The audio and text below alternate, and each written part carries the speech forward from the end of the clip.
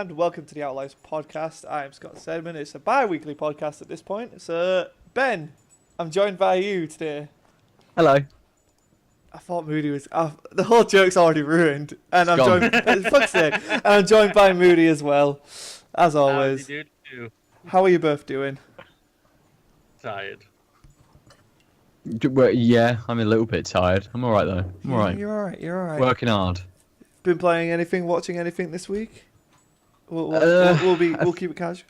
A few things. I haven't gamed a huge amount, but I've started playing the Poke MMO, this like online Pokemon style game that was posted in the Duck Hunters group and chatted about a little bit. I managed to find all of the ROMs that you need to be able to run that. So it's basically just Pokemon Red, which is the region I started in Kanto. It's Pokemon Red, upgraded graphics, Pokemon from all the other different generations, and an absolute ton of other people running around. And it's got stuff like online battling with all of those other people, trading with other people. You know, basically turns Pokemon into an MMO, which is fantastic. I mean, I'm not high enough level to do a huge amount in it yet. I haven't got enough badges to be able to transfer between all the different regions and things yet. But yeah, as I say, I haven't had much time to put into it yet. But it's fun, and it definitely gives you that nostalgia hit that maybe Pokemon Go doesn't give you. Okay. But I've also Need to do.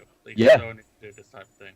Yeah, completely. But I've also been watching Glow. Oh, fuck which yes. is fantastic. It's amazing. I binge watched all of season 2 in yesterday, the day before. Yeah, I fucking love that show. It's amazing. It's Netflix's best thing aside from Stranger Things. It's Netflix's best show. Yeah, I'm only 4 episodes in, I think. To season 1. So it's starting to... No, season 2. Right, season okay, two. yeah. So it's starting to get juicy. Yeah, Yeah.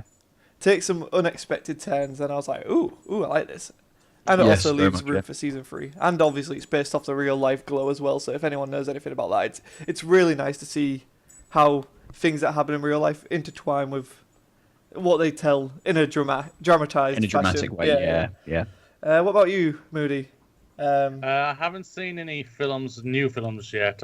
You're a movie guy, man. What's this about? Why have you gone to America to go and watch Ant-Man and Wasp? Because I can't afford it. So that's the answer to that. Yeah, I haven't seen anything new yet, but the only thing I have really watched is the latest episode of My Hero Academia. I absolutely love that show. I think it's one of the best animes out there right now. It's just clicking with everything it does, and it's just, yeah, it's just, I love how they how the plot with just for the character and everything, and they delve into the new characters. I love how they're doing it and whatnot. When it comes to the action, it's so good, the action. Yeah, we spoke about it, didn't we, on like the intro episode, episode 0, when you guys were, you and Scott were sort of riffing about it. And I don't know whether it's sort of picking up in popularity and building traction, but I see it spoken about a lot more in the last couple of weeks. People trying to recommend it to other people and stuff. Is it like climaxed? Has the season finished or something like that for more people to be talking about it, or is there a new release or something? Season 3 is halfway through. Yeah, it's about okay. It just happens to be coincidentally. I just see it ping up a lot more at the moment. I think it's like it's gonna be. It's the closest thing I can relate to is like when One Punch Man started just being, everyone was throwing out One Punch Man. I think that's like the last time I can remember people recommending anime as much as. Like, before that, it was, like, Digimon, and then before that, it was... not Digimon, Death Note, and then before that, it was Dragon Ball. You know what I mean? Like, there's always that one show in anime that's, like... Everyone's like, you should watch this. And I think My Hero's got to the point where enough people watch it and love it that it's hit that point now. And Season 3 is fantastic. It's one of the best... It's, one of the best written animes for, like, just punch dudes really hard. It's really good. It's really good. We could have an entire podcast talking about My Hero. It'd be great. We could. That's exactly. I mean, there is a game coming out for it, so there's also a film coming out for it. Yeah, I can't wait for that. It's gonna be great. But yeah, I've been playing a little game known as Metal Gear Survive. Oh, controversial. I know it is. And you know what? It really got a bad rap. It's not as bad as most people say. It's really not. I found myself thinking about. I don't actually know the time I put into it, but I played it for the entire weekend because it was free to play on Gold. And Oh yeah, they did yeah, that on PlayStation a few weeks back as well, a month or so so ago. I was like, you know what? I'll give it a chance. Let's see what this is all about. Is it as bad as it is? Is it a bastardization of the Metal Gear franchises, as Tumblr would like? Tumblr would like you to think, and it's not that bad. It's a bit Okay. grindy. My only major problem with it is you get to what seems to be a climax, and it's like, here's a whole new part of the game, but you're back to where you were when you start the game, and it's like, okay, I have no interest in playing this anymore, which sucks because like up until that point, I was really invested in the game, and I was like, oh, this is awesome, and then it was like, don't care anymore, don't care. What do you mean? Sort of like you So you go to a progress new through, map, unlock a essentially. new area, and it just strips you of all of your progression Yeah, or the so stuff that you've you're accrued. building up this base, you're building up this team, and then you go to this new place, and to the point I was at, the side characters that you rescued on missions aren't there, so there was no point in that. It's stripped down just to the main cast. Your base building's gone, like, so I don't really get the point of it. Like, Right, I see. Okay. whether it changes as it progresses, I don't know, but it's like you've just put me back to square one when we should be reaching the climax of the game. And like the climax sounds interesting because they're tying in Metal Gear Solid 5 stuff, which is like, oh, that's cool. And there's really intriguing ideas in it, but yeah, like it just, I'd say at least it's worth a try. I don't think. Okay. Yeah, I think like it's not as bad as people wear it out, and it's not a bastardization of the Metal Gear franchise. Like, it feels Metal Gear-y enough to the point where I'm like, it's fine. It's not a Metal Gear Solid game, no. But if they do more stuff like this, I'm intrigued to see what they do. Just maybe, like, it's very much using the same assets, so it's like there's very much a reason why they switch to a new map, because that's what Metal Gear Solid 5 does. Like, so there's not enough assets to continue in that world, I guess, which is a shame. But like, it's cool. It's a different experience that I think, due to the backlash of Kojima and Konami being Konami, it got dogpiled because that game came out this year, and I don't think many people would remember it coming out this year. I guess you could say it's an underrated gem, which segue is the topic of today's episode. That is the whole reason I was talking about Metal Gear Survive. Although my opinion still stands, it's a decent game. Is it an underrated gem? I think so. At least the first half of the game. Maybe. Just a big chunk of coal.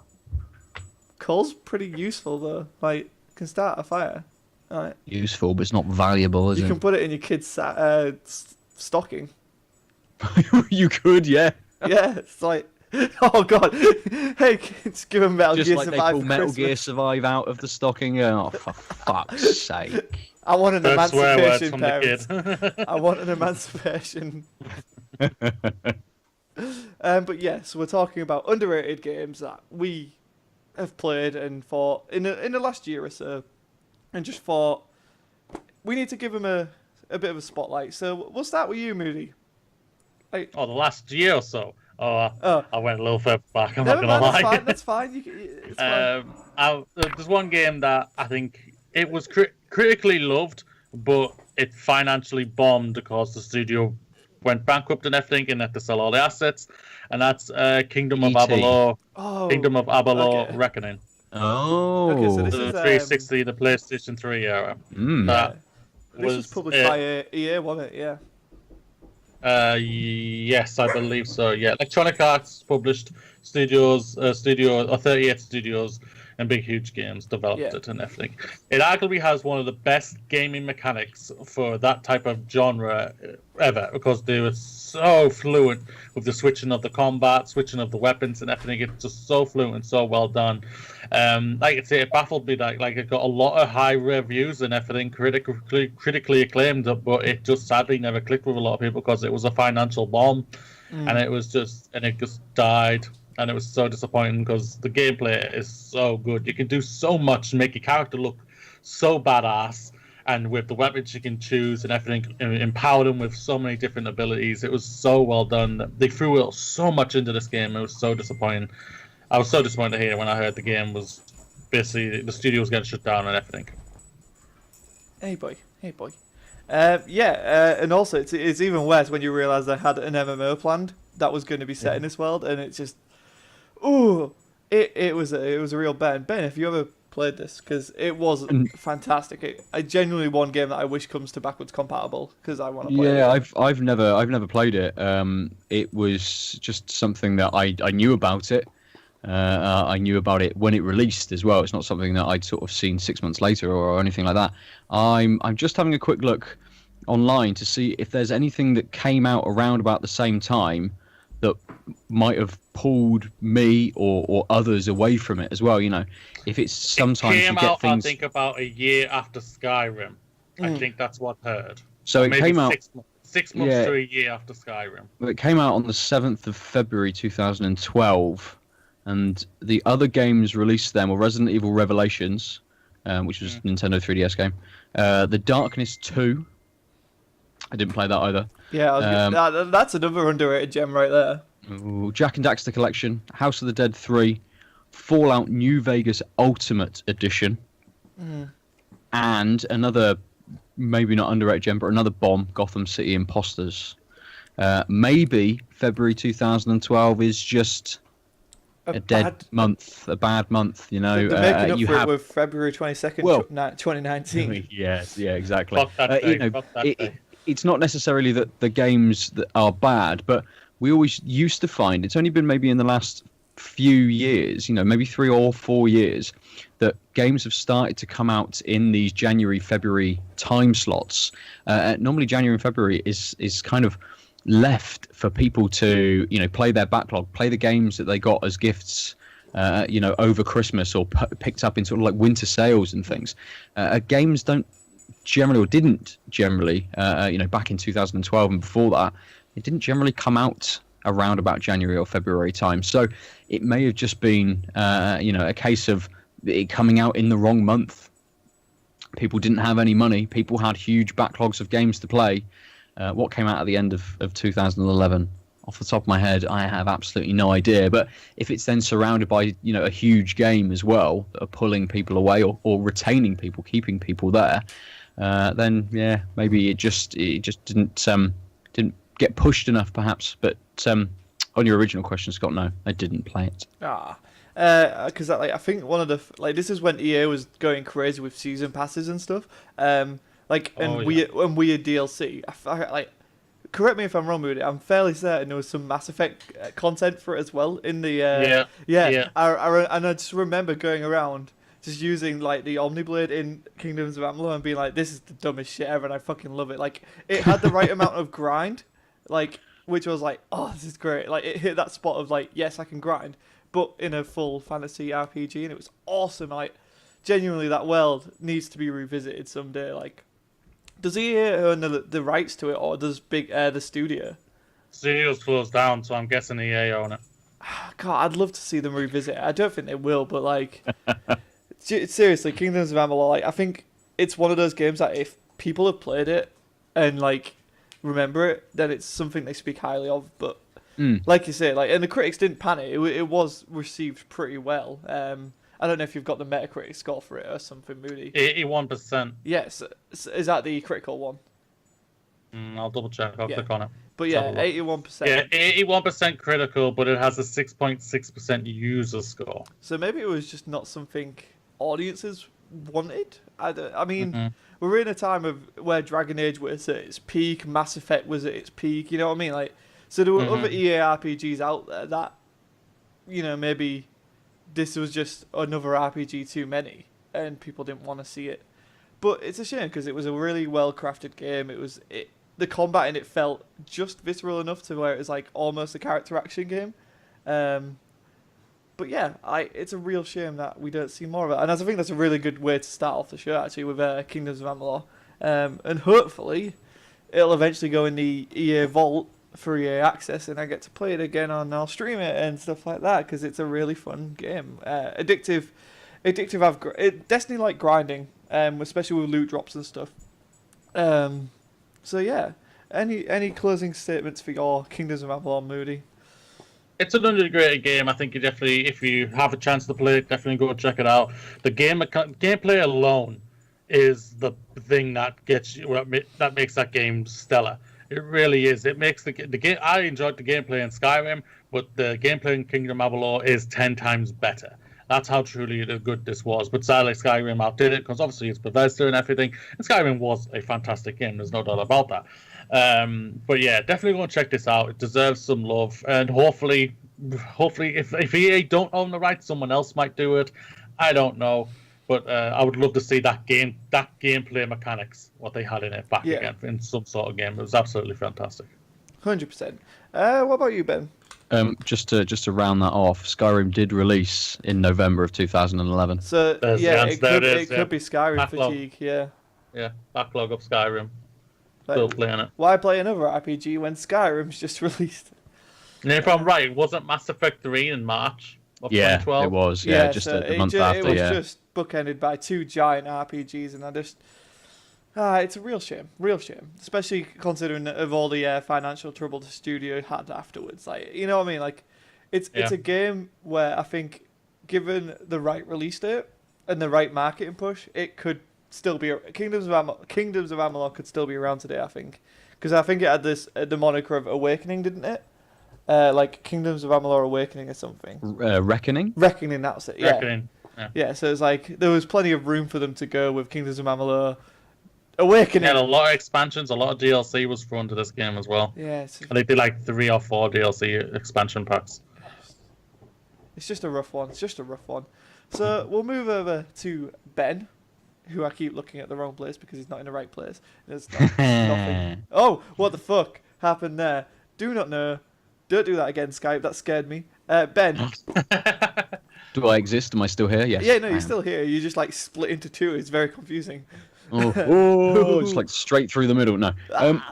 So my first game is from last year. It was one of my favourite games of last year, but I don't think it quite got the maybe the push that it needed in kind of gaming circles. It was like with Kingdoms of Amalur. It was very lauded, very well received by the media and by outlets and stuff. But it is Subsurface Circular by Bithell Games. Never heard of this. Yeah, exactly. It came out on a PC release last year in August. That's why I didn't know. That's why I don't know about it, mate. It's now out on Switch, but it's kind of like a text-based adventure game. Okay. Oh, we've disappeared again. Now we're back. Everyone's jumping different places. Still here. Hooray! You're here. So yeah, it's made by Bithell Games. It's kind of this experimental text adventure. Looks fantastic. They've gone for a beautiful art style, and essentially you are a robot on a subway trying to work out a missing persons case. You're kind of like a detective, and essentially it's using that kind of like that text-based structure for you to tease questions or keywords out of other beings, to then ask people questions to tease more stuff out and to be able to move the game along, and then encountering different sort of robots as they get on and off the like the subway circuit that you're on. It's just paced really well. It doesn't try and trick you at all. It doesn't make anything kind of too difficult. You can go back to different characters to ask them extra questions once you've teased other keywords out of people, and each chapter is kind of set in a certain scene. So you may have 2 characters get onto the train, you ask them a bunch of questions. Once you've hit sort of a certain keyword, one of them might get off and someone else gets on, and you can start chatting to them, which then may uncover other details to be able to talk to somebody else about. And it has a lot of underlying like social and moral like tones to it, and tries to talk deeper about society, which I really like in a lot of my games as well. I like those kind of like those political undertones, which obviously aren't in any games ever, because no one wants to put them in any games. They just don't exist. It's not Politics is not game. in games. Division 2 is not political, guys. Division 2 is not political. Yeah, completely. But for me, politics and gaming, the same as all media, same as absolutely everything in the entire world, politics is involved. It can't not be. Yeah. So Subsurface Circular does really well at kind of bringing that in a very manageable way just to kind of push its story, and it is saying something else on top of just kind of like what you're doing, and on top of this almost detective story. But really those kind of larger picture things could be not ignored, but you could choose to kind of just sort of brush those aside and just enjoy it for kind of like the detective story that it is. But it's got that kind of that sub level to it as well. As I said, it was positively received by the media, and so much so that Bithell Games released last month. What are we in now? We're in July. So actually, it may have been the month before. They released Quarantine Circular, which is something else set in the same universe. Again, kind of like a text-based dialogue choices kind of game. Very similar in style, but I think they managed to do so well off of Subsurface Circular, or at least to their expectations, that they were able to then fund this little extra. And you don't need to have Subsurface Circular for that. That can be picked up. That's standalone, can be picked up separately. I think both are on PC, which is where I played them, but I think both are on Switch as well. So anyone with a Switch can pick these up too. I'm sure you'll pay your Nintendo tax, on top of them, of course. But I mean, they're brilliant kind of games to just spend an afternoon on. They don't take long, maybe 3 hours, maybe 2.5 hours, somewhere in that kind of range. For Subsurface Circular, I mean, Quarantine Circular was maybe only an hour and a half, something like that, and they're only maybe around about a $5 something. Oh, wow, but okay. It kind of pushes the like text adventure games to kind of like the next level, because it's not just scrolling text with still images. It's full moving 3D models, but because it's kind of all set in one location, you haven't got like sweeping vistas and things like this. It's very simple in the way it's animated and in the way it's trying to convey things to you, and very much focuses on that dialogue and the choices and things that you can make. So I urge everyone to play this, just so Mike Bithell gets more money and can make more games for me to enjoy. Yeah, and text-based adventures, obviously. Obviously, I didn't grow up in the era of text-based adventures when they were huge, but in previous years, I've gone back and played Zork and just stuff like that. I find it really intriguing and really fascinating how that is kind of what led to the inception of video games anyway. As just from a historical point, I like playing text-based adventures, but also they're pretty damn well written, most of them. Yeah. Let's be clear, there was a lot of them. Not all of them are going to be gems, but some of them that I played, again, Zork is probably the text-based adventure that you can go to and be like, it's solid, it's awesome, it's a fun little game. Well, it's not really little, but so this sounds like it's definitely something I'd want to check out. I'm like I say, it is underrated because me and Moody both had no idea what this was, and I think that's a lot of the case with indie games that just released on PC, is that they can just get swept up in just being obscure as anything. Yeah, very much. Yeah. So the fact that it's on Switch is awesome. Hopefully, maybe 6 months down the line, once exclusivity ends, they can port it over to Xbox One and PS4. If it's an exclusivity deal, they might just have had enough time to port it to Switch, which is awesome. I'm not sure. I think I'm pretty sure Subsurface Circular released on PC first and came to Switch maybe even this year. It's a lot later than the PC version. I think with Bithell Games, they only had the intention of putting it on PC. I assume they think maybe it worked better there, or they don't have the resources to be able to port it over to the other sort of consoles. And the way they kind of seem to be going about making games, they kind of, it looks at least like they're trying to get something out every sort of 6 months or every year at least. Okay. So perhaps putting it over onto the consoles is maybe just a step too far, for the size of team that they have. I don't know. I'm not spoken to Mike Bithell or anyone there about this. I'm just pure conjecture. It'd be great if it did come to those, to open it up to newer audiences. But I don't think I've ever played a text adventure game on PS4 that I could think of off of my head. Maybe have you not maybe played Hatful Boyfriend? I mean, it's not really a text adventure. No, I haven't played Hatful Boyfriend actually. No. Okay. I do own it. It was free with PS Plus at some point. It's an experience. Yes, yes. I know. I know consoles do quite well at getting the kind of those graphic novel-esque kind of games across, and you do get like Hatful Boyfriend or Psycho Pass. You get them free occasionally with PlayStation Plus. Maybe PlayStation could throw Mike Bithell some money and get this as like a PlayStation Plus exclusive for the month of release or something for everybody. I'd definitely play it again, absolutely no doubt. But And yeah, especially with like E3, during the PC gaming show, we saw two text type adventures, both set in a taxi, essentially. So there seems to be a lot of interest in that, or at least a lot of people are developing this sort of exploration style video game with like through text. So it's really intriguing to see how that's slowly making a way back, come back on PC, and Yeah. it's definitely something to keep an eye on, and hopefully we'll see more from them in future. Especially if it's in the same completely. universe and it all ties together. That's pretty cool. Like fleshing out your universe in small stories where you're investigating is a pretty neat idea, and I think, like, hopefully it plays out well for the studio. Yeah. Cat, why? Cat, my lighting. Oh, okay, you're just gonna do that. Okay, fair enough. Cat's just ruined my lighting. Oh, Shira. Where was we? Oh. Moody, what do you think about this whole text-based world-building idea? Do you have a Switch?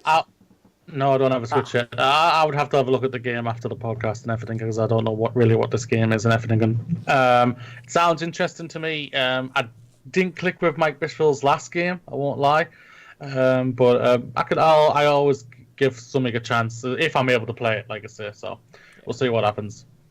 What was his last game, out of curiosity? Oh, The last one was Volume. yeah, Volume. That's it. Was that the Metal Gear style sound? Yeah. Yes. Yeah, that looked really interesting. I really wanted to play that too and never had the chance. I think it came out did it come out on Vita? It may have done. It was definitely Yeah. on I think PlayStation it came- 4. Yeah, 4 and Vita, I believe. It did eventually come to Vita, but yeah, I'm pretty sure it is on Hey, Vita you guys now. remember PlayStation Vita? That was a thing. That's an underrated gem right there. Did exist. It's sold. So for my underrated gem, like we'll go into last year as well. It's Prey. Now, there's a long history of this Prey game. It was meant to be Prey 2. It was not Prey 2. Then Arcane, the developers of Dishonored, came on and made it a reboot, which is fine. Mm-hmm. And then it just like there was a lot of there must have been a press event, and there was a lot of hype coming from that press event. I remember a lot of articles covering it and being like, "Oh, this is something else. This is something really unique." And then the game came out. It reviewed fairly well. I'll double check. Or if someone wants to double check the Metacritic score while I'm talking, it reviewed fairly well, and then it just went. Like, granted, last year was insane for video games. Like, it was a year of amazing video games. Like, but like Prey just dropped out of discussion completely. Like, the game hit, and then just I saw nothing on it. And then this year at E3, Bethesda announced that here's a digital deluxe edition. We've got the DLC that we've been teasing for. Sorry.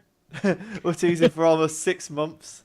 So, and I got the digital deluxe version, courtesy of Bethesda, and I've been playing through it. And you know what?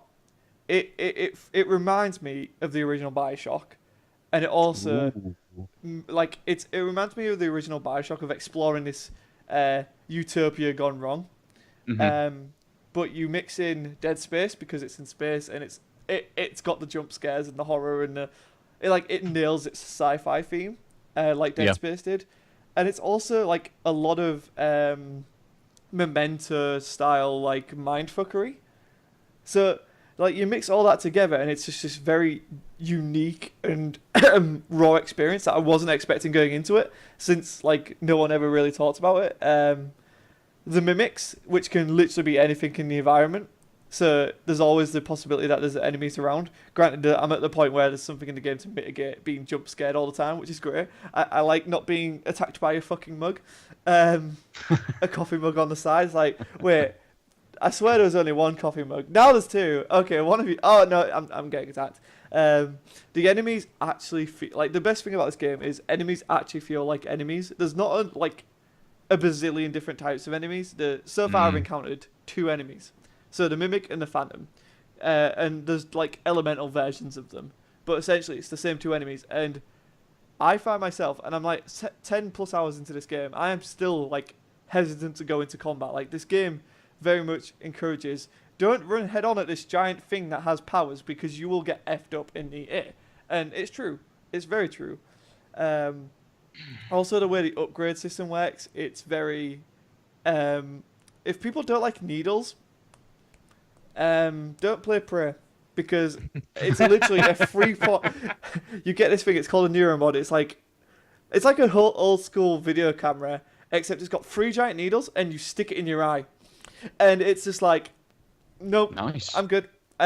So you upgrade that way, and it's very, it feels very much like plasmids almost. And at the point I'm at in the game now, I can scan the enemies and like, what's it called?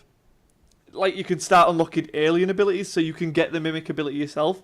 But there's a reason I'm not taking those abilities, is because from the previews I did read and the reviews I read, like, the more you choose to go down to this like alien side and pick these, yes, they're cool powers, but the less you become human. So stuff in the game that recognizes you as human, like turrets and stuff, will start to turn on you and start shooting you, because you're blurring the lines of what you are. Yeah. And that's what this whole game is about. It's cool. genuinely about, because some of these phantoms have names of humans that were on the station. So Nice. you're starting to piece together what's possibly going on. I get the Dead Space vibes of all of these people have, like, there's at least some semblance of backstory to them. Like, everyone has a name you encounter. Every like body has a name. And you can read all of these terminals with emails, just regular emails like we'd send back and forward to anyone. So like there's this whole world. And to go back to the Bioshock vibe, it's like you can find, like, if you read an email, you can find a code for a safe, or you can hack the safe.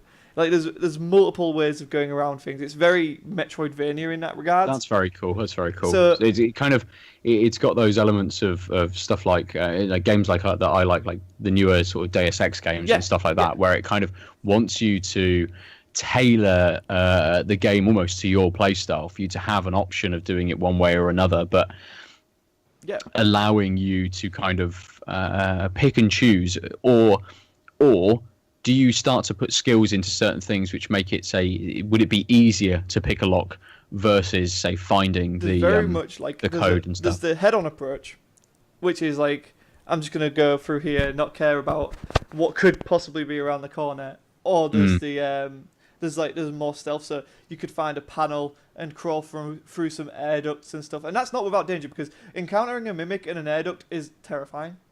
Like, it's straight up. It is the worst experience of my life. So you're crawling through these air ducts, and you can find little cubby holes and stuff and sneak around. Like, it's not super open world where like literally anything's possible, but like within the confines of each area, there's very much you can go in and just deal with the consequences, or you can sneak around and play methodically. Like, it's also enhanced by the weapons. Like, you've got a stun gun, you've got a glue gun, which like it can provide platforms, and it can also stick things in place. More equipment you've got is like an anti-gravity thing, so you can jump down from heights and like hover, and so like there's like loads of little loads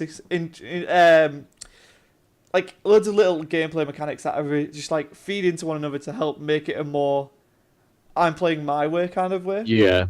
And like, there's areas that are barricaded by heavy items, so if I had prioritized upgrading my strength, I'd be able to like move the obstacles out the way and then go to this progression. But obviously I haven't done that. I'm more of a hacking, let's try not to fuck up with these big giant things that will kill me in like 3 hits, because I've not upgraded my health much. I'm just like, nope, it's fine, we'll be stealthy-ish. So it's really unique, and like I think it, like, what it does with how it tells a story is also really different, because you open the game and it's just cool. It's just a normal setting, and then 5 minutes, 10 minutes later, it's revealed that it's all a lie. You're actually in space, And there's like these things called a Typhon, which are the aliens. They're running rampant, and your brother is actually a dickhead, and he's kind of knew he was fucking with you. It's all kinds of mindfuckery, and I just love that type of what you're seeing and what you're playing may not actually be what you're seeing and what you're playing. And to give a shout to another game, Spec Ops: The Line. Have you so played? Good. You played it? Yes. Okay, Moody, have you played it? You muted, Moody. No, I have not. Do you mind if I spoil the twist?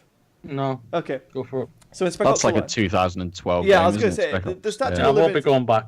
Okay. So You Spec Ops: The should. Line, You should. It is worth it. Like it's a fun, decent third-person shooter, which when you when this twist happens is like reconceptualize the whole game, and you're like, this is fucked. So essentially, you're revealed to be the villain, and you've done monstrous things. Like, I can't really. I don't want to ruin it, because if you do go back and play it, like even if I won't anyone, be, trust no, me, I but if won't be, anyone go for it. listening goes back to play it, like yes, the reveal is you're the villain, but the stuff that you've done in the game Yeah. that you think you were doing for the right reasons is so fucked up.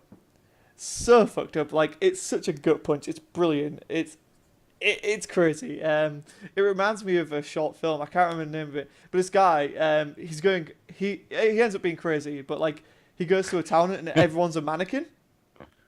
And he just starts freaking out and starts hitting people with mannequins and stuff, because he sees mannequins everywhere, and it's basically revealed that no, it was people the whole time, and it's great. It's a great little short film, and it's so messed up, because it's like, oh, he's just beating mannequins up. Oh, it's just a weird. No, they're humans. He just went on a killing spree. Brilliant. Yeah. So that kind of psychological horror I freaking love, and there's a character called January, which is a robot, but it's also a robot you programmed, except you don't remember that because your head's fucked because of how you're using the neuromods to upgrade, and like there's whole sorts, like there's memory gaps everywhere. Like, do you trust your brother? Do you trust January, who you created, whether I created her or not, I don't know. Then there's also this third party, which is called December. So there's stuff tied to the months of the year. Is that significant? Like, so I'm playing through this game, I'm just like, there's so many things up in the air right now. There's a ton of layers to be able to like, churn I through. really Brilliant. like. Nice. I think it's one of those games that's like, upon playing it again, like when you play Dead Space again and you reveal like that what's her name? I can't remember Isaac's wife's name. When you find out that she's been dead the whole time, that game takes on crazy new, uncomfortable layers. It's just so weird. It's like she's been leading this whole time. It's like, no, she's been dead the whole time. Oh fuck! I can't even. So like, I love space. I love space horror. Like, Alien Isolation's another fantastic game that just brings feelings of, and it's a real shame that Prey doesn't get enough love, because it's fantastic. Well, they've just released Moon Crash, haven't they? Yeah. Which is again another standalone kind of DLC. But from a lot of the podcasts I listen to, stuff like Waypoint Radio, they've been talking a lot about it, and it seems like a very different affair to Prey. Almost a completely different like style of game, really, where you're taking several different characters around and having to get them to escape from the space station. But each character's impact is felt when you play for the next character. So the example they give is like, if you take a shotgun for yourself, the next character won't be able to have that. And I'm not sure whether that idea, that almost what was there was a Resident Evil game, it was called like Raccoon City Survive or Adventures or something like that, where you played through different characters through different levels and things. Outbreak, there we go, brilliant, thank you. It almost sounds like it's giving that kind of vibe to me, and I loved Outbreak, so couldn't remember the name of it, but it was really good.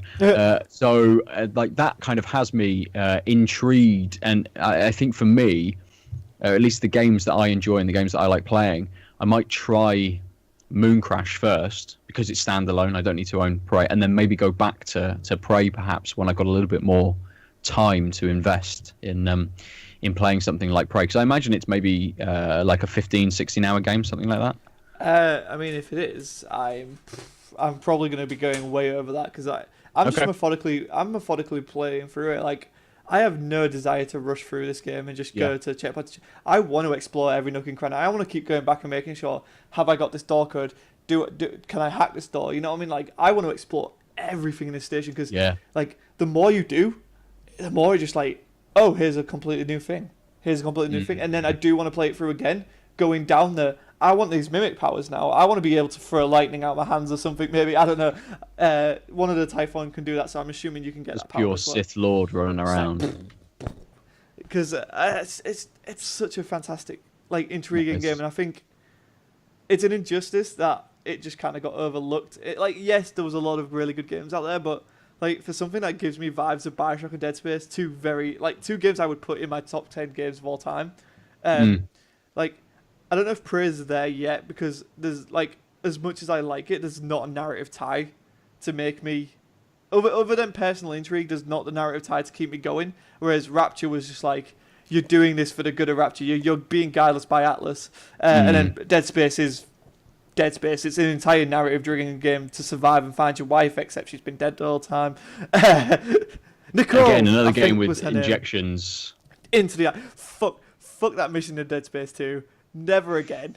I cannot do. It's so gross. Like, no, needles in the eye. What is it with needles in the eye? Stop it, video games. Stop it. Could you imagine that in VR? No. Why would you do that? That's just, it's not right. Think about it.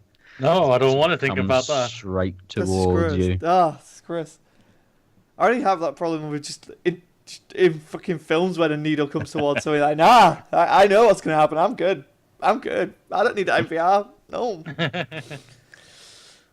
Prey, I did enjoy. I enjoyed what I played. I didn't complete it. I loved the beginning. I thought the beginning was It's so good. well done. So well done, the beginning. But I never finished it. I don't know what happened. I don't know if I got busy and everything like that. I just never got around to it. I'm looking at the Metacritic score. It's at 79, and the user is 7.8. So they're roughly around the same. So a lot of critics and the audience both around agree the same what the rating is. Going on what that standalone DLC was, what they've released as well, that's getting the higher rating. That's at 82%. Yeah. On Metacritic, so it's getting a lot more love than the other one. I think what happened with Prey was it just came out at the wrong time. I think there's other games that came out. I think also that the good thing when it comes to like the Bethesda games is that they just needed to make enough and they'll still support it unless it's so critical, unless it is a financial bomb for them. Say that again.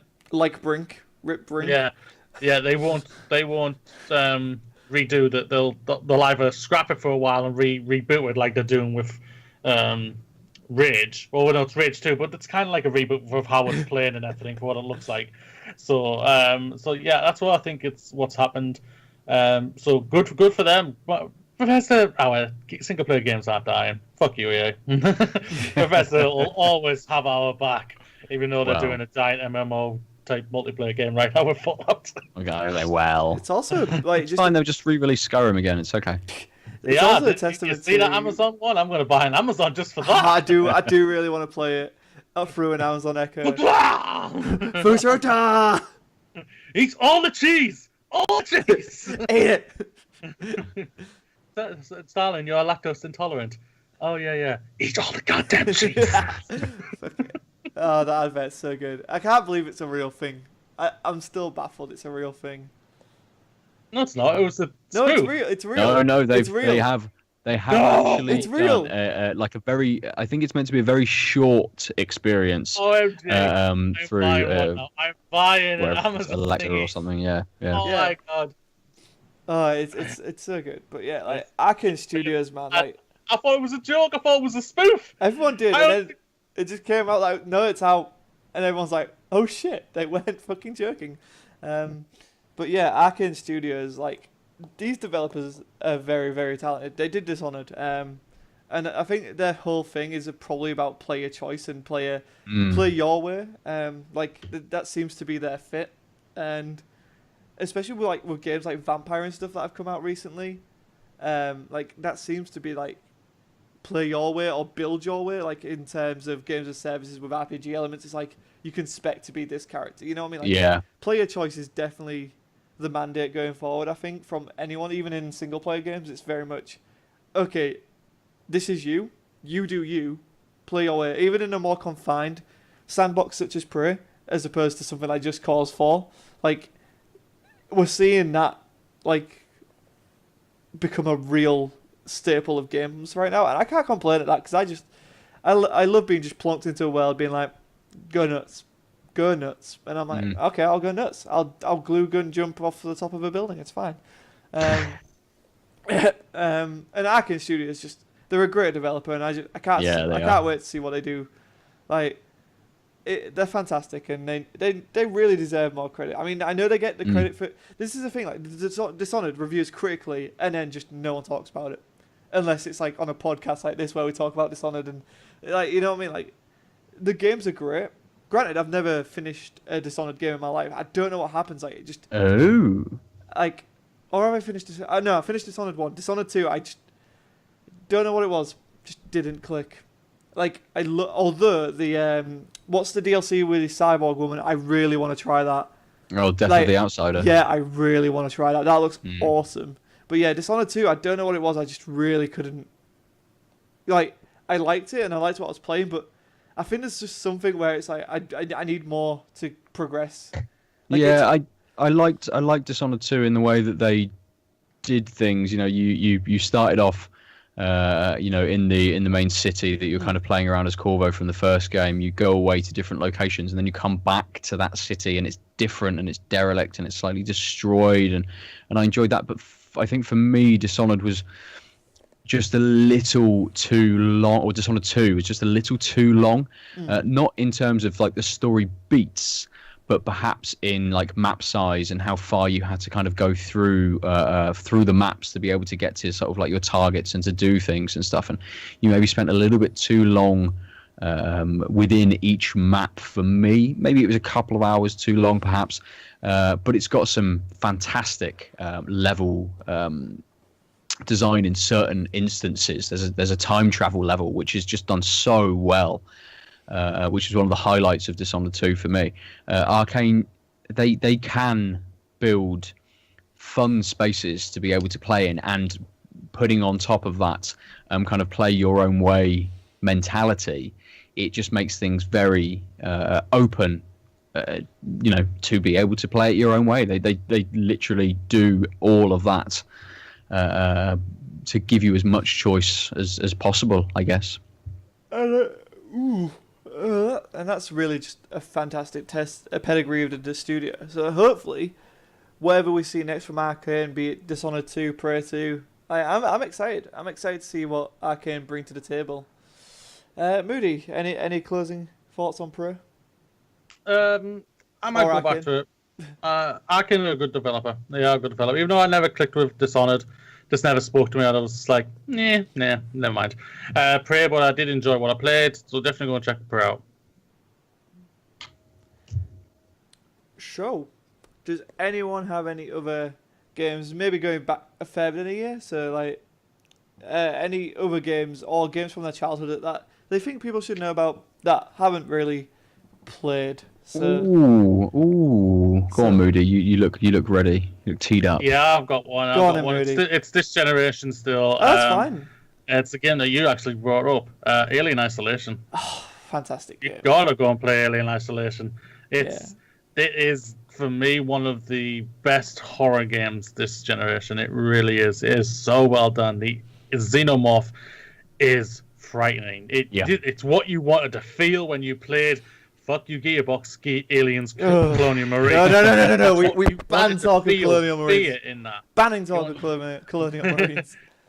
I wanted to feel fear in that game, and you never felt fear in that game at all. But when you play this, there's general horror for you right off the bat. When you get onto Sebastopol, you're literally like, oh god, we know it's here. Where is it? And you're anticipating when you see it, and then when you finally see it, it goes away, and you're just like, oh shit, it's gonna get me. And then when you properly see it, you're just like, I'm staying underneath this fucking table, I'm not moving. And then suddenly You get a spiked tail through the chest from behind. You shit your pants and you turn it off and cry. Yep. Yep. Yeah. Multiple times. That's a scary, scary game. Yeah. And then when you have to go over to, when there's a certain scene where you have to go down to a certain part, I was just like, oh shit, I'm going to die so many times here. I am so dead. How am I going to live? And that's the funny part about that part of that scene. It glitched for me. And I got smashed through a door into the elevator, and it got me straight to the cutscene and got me back up to the top of the elevator. No. And I was just like, yes! I died, but somehow came back to life and passed the level. I don't have to do that again. Yes! I was just like, thank you, Xenomorph, for doing that. I knew I liked you. I was loving it. And then I was just like, oh shit, I'm running away now. Hide! Get into a table. Yeah, I think the only downside to isolation for me is when the synthetic androids come into it. I'm like, like I get it. It's a decent 8-hour plus game. Like they had. It's long. It's a long game. Yeah, it's a long game.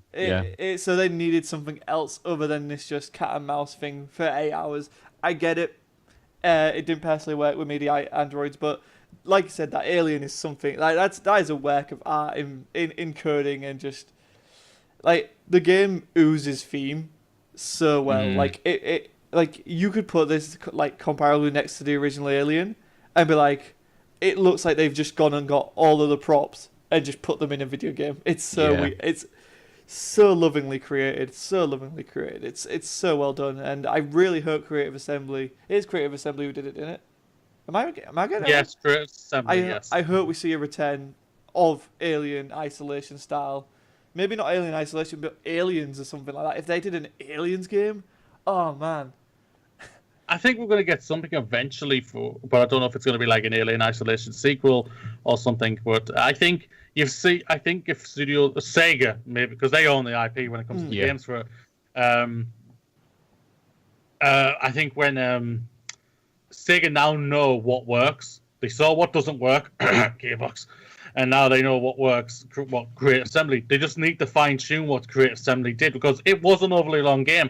I think at the part what I was talking about, I think it done straight to the ending and ended it. But you don't. You play for like another 3 or 4 hours. And that was just like, oh, God, Jesus, why this and everything. My anxiety, I can't handle this.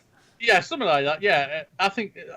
That's what it was. For a lot of people, I think it was too intense for them, and I can understand that, and that's what I love. That's what I loved about it. But that was the game I've been waiting for. I've been like, I want to face this motherfucker. I want to fight it hand to hand, or without, you know what I mean. And I loved it. But yeah, hopefully they'll pass it on to a good developer, and we can get something actiony but full-on horror element. You can do that. We've just seen it in Resident Evil 7, for God's sake. Yeah. If they can do it, Alien can do it. We've seen it with games, that like smaller games, things like Soma, which fuck yes, you have just pure atmosphere and Dead Space. Well, yeah. So you get these very tonal, very atmospheric, spooky, scary, shit your pants kind of games on all sorts of levels. And yeah, Alien Isolation they nailed that tone and they nailed the atmosphere. But like, I agree with both of you on both points. Like for me, it was a little bit too long, and I felt maybe the androids overstayed their welcome a little bit. They could have been peppered in there, and they did add to a little bit of the fear. The first chasing you around and stuff. Like... But again, a little bit long, and the androids overstayed their welcome a little bit. So, maybe kind of tuning that up and playing with the pacing of the game, or the pacing of kind of whatever they're going to be doing next, might result in something that is kind of, getting closer to, game of the year sort of material, I think. Yeah, you said it better.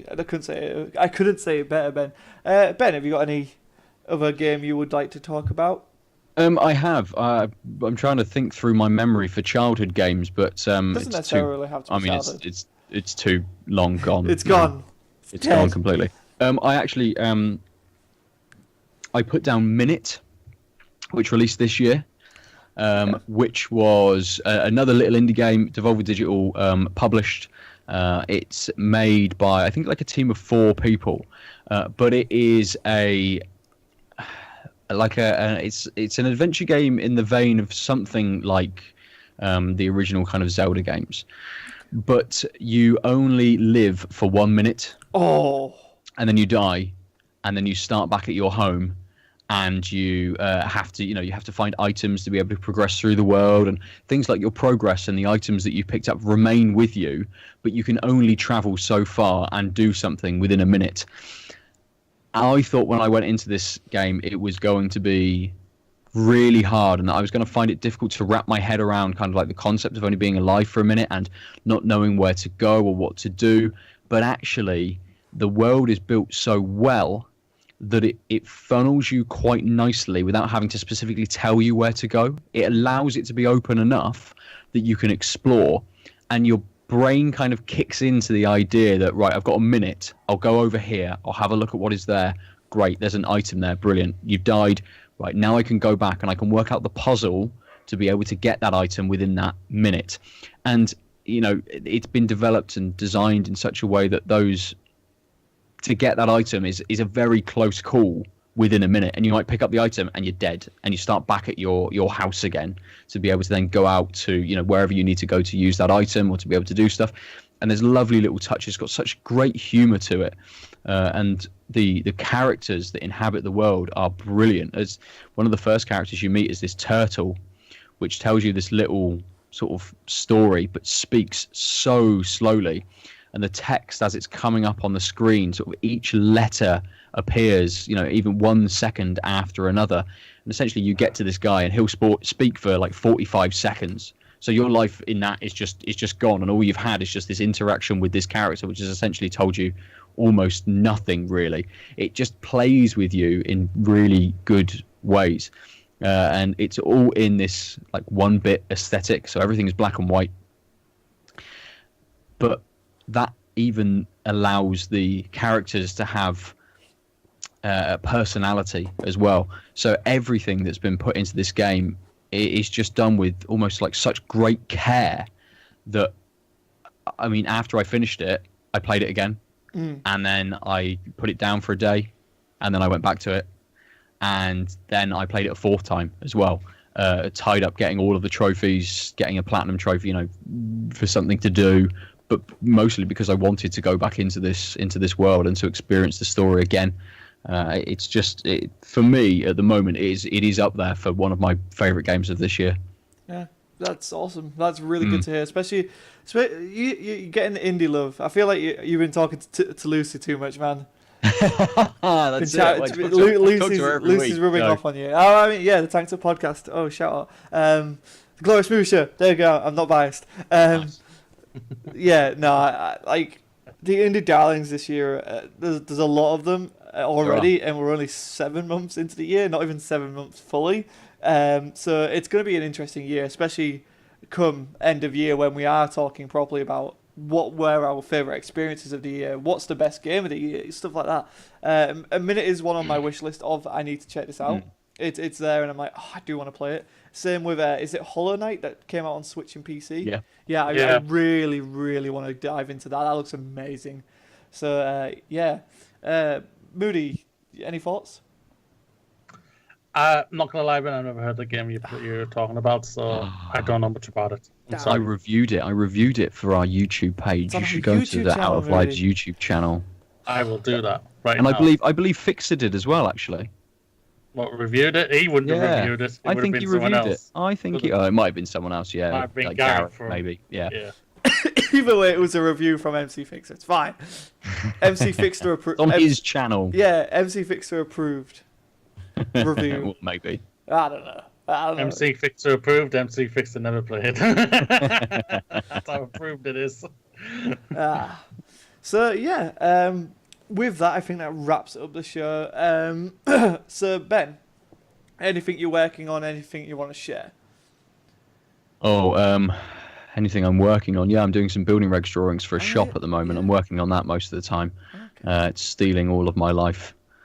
Just generally, keeping my child alive as well. I'm working on that pretty much most of the time. Other than that, within the realm of entertainment and out of lives. Yeah, Tanked Up podcast. We come out every week, apart from last week. We had a week off. But we shall be back this week. Adel is back from Canada. So hopefully he shall be on this week. We're going to drink some more beers. We're going to talk about some more games. I'll probably talk a bit more about the games that I've been playing this week, stuff like Celeste and things like that. And some of the other stuff, more Pokemon MMO, get proper into it with Lucy, who doesn't give a shit about Pokemon, just to torment her, really. But yeah, I podcast about beer and games. Come over, hang out with us. And where can people find you on Twitter, Ben? So the podcast is at tankedup_cast. Talk to us about beer or games. I'm at Nova_47 on Twitter, on Steam, and on PSN. You've really not kept up this in-joke, have you? He was meant to be at Mr. Glorious one. I'm very disappointed. I'm so disappointed in both of you. Moody, what? Anything you want to forget? I did say I'd forget. I'm so disappointed. So disappointed, Ben. Moody, what have you got to share? The Glorious Movie Show. What's on youtube.com/OutofLives. We go live every Monday and Thursday, and the audio drops every Tuesday and Fridays for you. We talk all things movie. We give you a little bit of insight of all the movie news out there, but we have zero insight, so don't expect any in-depth discussions here. It's just, no, I don't like this, or yes, I like this, and all that. It's nothing spectacular, but I like it. At the end of the day, that's what all movie opinions is. I liked it, didn't like it. That's basically what it is, yeah. That's basically what it is. From a personal Twitter, it's at Mr. Glorious One. Fine. And I'm at Scott Sedman. You can find me on Twitter at Scott Sedman. Also, hire me. I have just graduated. Well, I graduated, so I need a job. Someone hire me. You need an editor? Yep, cool. Thank you, boys. Thank you. It means a lot. We were sponsored by buytcg.cards. We couldn't have done it without them. If you go to their website, you can get 7% off if you use the code OneLiveUp. It should be working again. It wasn't working over the weekend, but it's fixed now. So that's buytcg.cards. It's all fine, all dandy. Get your Magic 2019, get your Card Fight Vanguard, get your Dragon Ball.